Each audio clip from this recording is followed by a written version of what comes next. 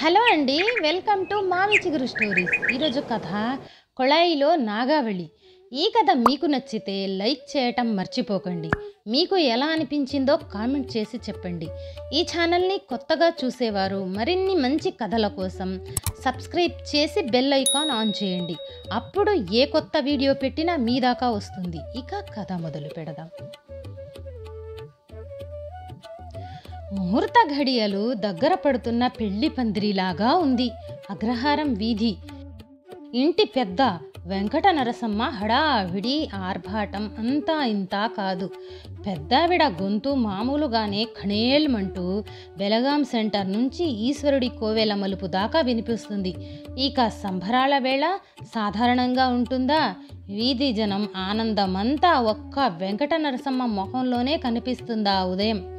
ఎప్పటిలాగానే ఆ రోజు కూడా కంచీనాదం వెంకట నరసమ్మ పెందరాళే లేచింది. పెరట్లో నుయ్యి దగ్గర స్నానం చేసి తెల్లటి తడి పంచె పిండుకొని వంటింటి వసారాకి దగ్గరగా వాకిట్లో తులసి కోట దగ్గరగా తాడు మీద ఆరేసుకుంది. వంటింటి అటక మీదున్న పొడి పంచె కట్టుకొని గూట్లో విభూది పండు మీద అరచేతిని రుద్ది ఈ కొస నుంచి ఆ కొసకి నొసటి మీద 4 వేళ్ళు పడేలాగా నామం పెట్టుకుంది. తులసమ్మకి నీళ్లు పోసి తండ్రి అరసవిల్లి సూర్యనారాయణమూర్తి అంటూ సూర్యుడికి దండం పెట్టుకుంది. బొగ్గుల కుంపటి రాజేసి గబా గబా మడివంట ముగించుకుంది. ముందు వాటాలో కూతురు అల్లుడు వాళ్ల కుటుంబం ఉంటున్నారు. అల్లుడు ఆలయ సోమయాజుల ఉమామహేశం దేవీ ఉపాసకుడు.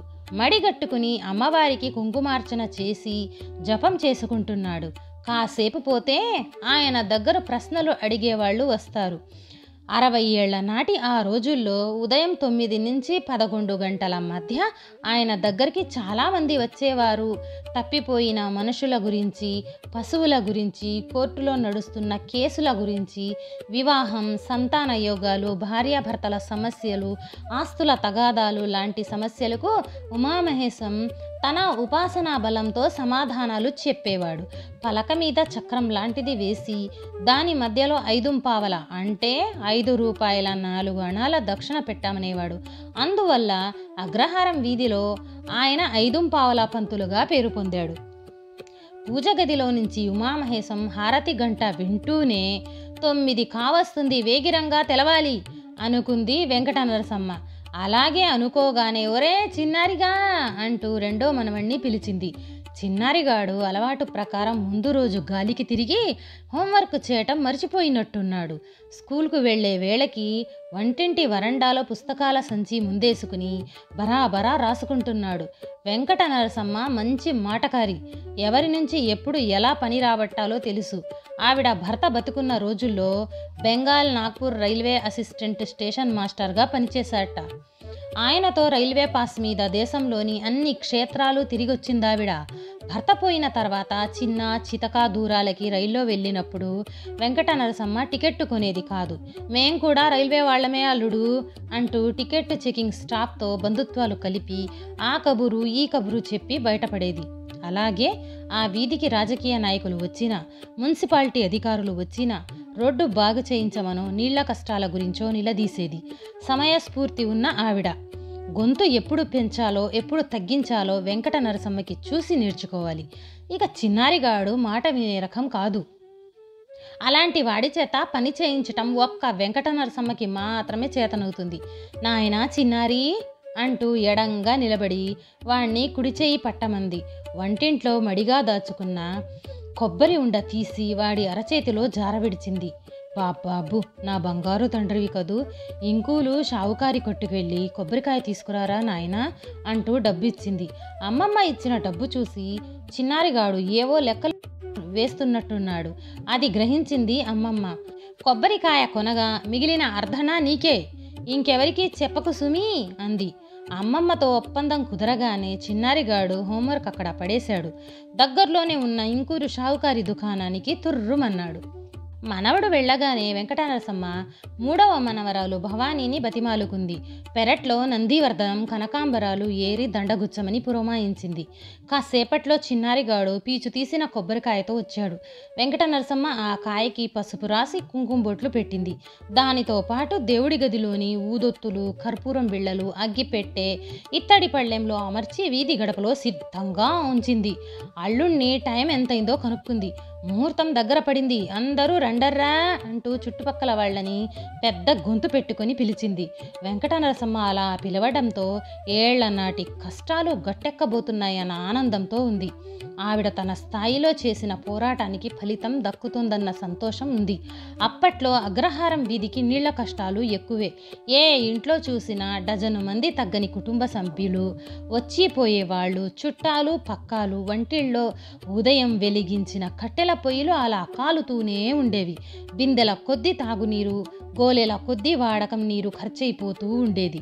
వీధి చివర ఈశ్వరుడి కోవెల చెరువు ఒక్కటే వీధి వాళ్ళకి తాగునీటి వనరు. మామూలు రోజుల్లో ఇళ్ల వెనక నూతుల్లో నీరు తోడుకునేవాళ్ళు. కాకపోతే కొత్త అమావాస్య దాటగానే నూతులు మిరుగుడ్లు వేస్తూ అడుగంటిపోయేవి. చైత్రం అంతంత మాత్రంగా గడిచేది. వైశాఖం వేలకి నూతులు ఖాళీగా ఆవలించేవి. నూతిలో చేద వేస్తే కంకర గరుగ్గా తగిలేది. చేద నిండా ఇసుక వచ్చేది. ఏడాది పొడుగున నూతుల్లో పడిపోయిన వస్తువులన్నీ నూతులు అట్టడుగున కానవచ్చేవి. ముఖ్యంగా కాకులు ఎత్తుకుపోయిన మిల్లీ గరిటెలు, చెంచాలు, నీళ్లు తోడుతూ ఆడవాళ్లు జారవిడుచుకున్న గొలుసులు, గాజులు, ఉంగరాలు, పిల్లలు విసిరేసిన బంతులు, ఆట వస్తువులు నోళ్లు తెరుచుకున్న నూతుల్లో కనిపించేవి. నీటి చుక్కల కోసం దిక్కులు చూడాల్సి వచ్చేది. అందరికీ ఈశ్వరుడి కోవెలే చెరువుగతి. కలిగి ఉన్నవాళ్ళు డబ్బులు పోసి కావిళ్లతో నీళ్లు పోయించుకునేవాళ్ళు. మధ్యతరగతి జనాలు, బొత్తిగా లేనివాళ్ళు నెత్తి మీద బిందెలతో, భుజాన కావిళ్లతో కోనేటికి, పొలాల్లో నేల నూతులకి వెళ్ళేవారు.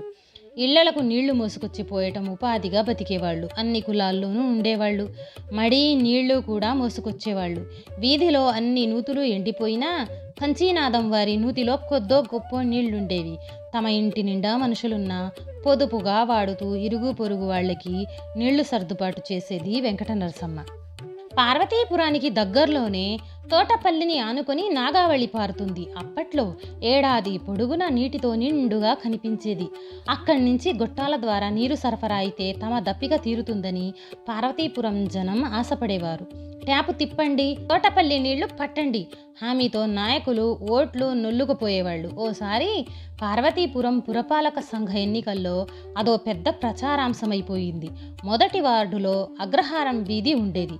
అందులో జలచైతన్యం కలిగిన ఓటర్లు కీలకంగా మారారు. వార్డు కౌన్సిలర్ అభ్యర్థిగా ఆ వీధి లాయర్ సంజీవరావు సింహం గుర్తుకే ఓటెయ్యండి అంటూ ఇంటింటికి తిరిగి ప్రచారం చేశాడు. అప్పుడు కంచీనాథం వెంకట నరసమ్మ సంజీవరావుని గుమ్మంలో నిలబెట్టింది. నాగావళి నీళ్లు తెప్పిస్తానని ప్రమాణం చెయ్యి నాయనా, ఈ వీధిలోని ఆడవాళ్లంతా కట్టకట్టుకుని నీకే ఓట్లు వేస్తామంది. అలాగే అమ్మమ్మ గారు అంటూ సంజీవరావు ప్రమాణం చేశాడు. ఆయనకి మద్దతుగా వెంకట నరసమ్మ ప్రచారం చేసింది. నీళ్ల కష్టాలు తీర్చే వ్యక్తికే ఓటు వేద్దాంరా అంటూ ఇంటింటికి వెళ్ళి ఆడవాళ్లతో చెప్పింది. ఓటింగ్ జరిగింది. అగ్రహారం వీధి జనం సంజీవరావుని గెలిపించారు. ఏడాది తిరగ్గానే శుభవార్త, తోటపల్లి నుంచి గొట్టాలు వేయటానికి గోతులు తవ్వుతున్నారని తెలిసింది. ఆ తవ్వకం పనులు అగ్రహారం వీధి దాకా వచ్చాయి. గొట్టాలు కూడా వేశారు. కంచీనాథం వెంకట నరసమ్మ కళ నిజమయ్యింది. వీధి మొత్తానికి 2 చోట్ల కుళాయిల కోసం దిమ్మెలు కడితే మొదటి దిమ్మె వెంకట నరసమ్మ గారి గడప పక్క లేచింది. పనులు పూర్తి కాగానే బెలగాం సెంటర్కి దగ్గరలో గవర్నమెంట్ హాస్పిటల్కి వెళ్లే తోవలో కట్టిన ఓవర్ హెడ్ ట్యాంక్ నుంచి వీధి కొళాయిలకి కనెక్షన్ కలిపారు. ఓ రోజు సాయంత్రం వీధిలో మైకు కట్టిన రిక్షా వచ్చింది. అందులో మున్సిపల్ ఆఫీసులో పనిచేసే రాంబాబు కూర్చున్నాడు. కరపత్రాలు పంచుతూ, 1వ వార్డు ప్రజలకు శుభవార్త, రేపు ఉదయం 9:30 గంటలకు మీ వీధి కొళాయిల్లో నీరు విడుదల చేయబడుతుంది, దయచేసి గమనించగోరుతున్నాం అంటూ లౌడ్ స్పీకర్లో ప్రకటించాడు. ప్రకటన విన్నప్పటి నుంచి కంచీనాథం వెంకట నరసమ్మలో ఒకటే సంబరం. ఆ రాత్రి నిద్రపట్టలా. తల్లి గంగాభవాని, రా తల్లి రా అంటూ ఒకటే కలవరింతలు. తెల్లవారగానే 9:30కు ముహూర్తం ఎప్పుడు వస్తుందా అని ఎదురు చూసిందావిడ. అందుకే రెండో మనవడు చిన్నారిగాడి చేత కొబ్బరికాయ తెప్పించింది. మూడో మనవరాలు భవానీ చేత పూలదండ తయారు చేయించింది. నాగావళి తల్లికి స్వాగత పూజ చేయటానికి సరంజామా సిద్ధం చేసుకుంది. ముహూర్తం సమయానికి నరసీపురం నుంచి కూరగాయలు పండించే గౌరమ్మ ఏదో ప్రశ్న అడగటానికి వెంకట నరసమ్మ అల్లుడు ఉమామహేశం దగ్గరకు వచ్చింది. వీధి గదిలో ఆయన పలక మీద చక్రం వేసి దాని మధ్యలో 5 పావలా ఉంచమన్నాడు. గౌరమ్మ మొలలో దాచుకున్న గైనం తీసి డబ్బు లెక్కపెట్టి పలక మీద చక్రం మధ్యలో ఉంచింది. ఉమామహేశం కళ్ళు మూసుకున్నాడు. నాచింది. ఓ పాలంకి గున్నమ్మ, ఓ పురిటప్ప, ఓ ఉప్పాక అప్పారావు, ఓ గన్నవరపు వారి కోడలా, రండి రండి రెండే అంటూ ఇరుగు పొరుగు వాళ్లను పిలిచింది. వెంకట నరసమ్మ పిలుపు విని వాళ్ళంతా బయటకొచ్చారు. పూజకు సిద్ధంగా ఉన్న వెంకట నరసమ్మ గారి కొళాయి దిమ్మె దగ్గరకు చేరుకున్నారు. సరిగ్గా అదే సమయానికి ముందు గదిలో నుంచి ఉమామహేశం గొంతు వినిపించింది. గౌరమ్మ, నీ కూరాకుల మడికి ఈశాన్యంలో నువ్వి తవ్వితే తప్పకుండా నీళ్లు పడతాయి అన్నాడు ఉమామహేశం. అవుగో నీళ్లు! ఆనందం పట్టలేక అరిచినంత పనిచేసింది వెంకట నరసమ్మ. వీధి కొళాయిలో నుంచి మొదట గరగరగర చప్పుడు, వెంటనే బిలబిలా నాగావళి ధార. వెంకట నరసమ్మ కొళాయి దిమ్మెకి కొబ్బరికాయ కొట్టి, దేవి సురేశ్వరి భగవతి గంగే త్రిభువనవతారిణి తరళ తరింగే అంటూ ఆది శంకరుల గంగా స్తోత్రం అందుకుంది.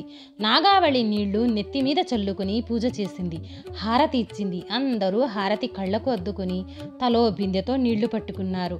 అదిగో ఆ రోజు నుంచి కంచీనాదం వెంకట నరసమ్మ కన్ను మూసేంత వరకు ప్రతిరోజు మున్సిపాలిటీ కొళాయి దగ్గర ఆవిడ మొదటి బిందె పట్టుకున్న తర్వాతే మిగిలిన వాళ్ల వంతు వచ్చేది.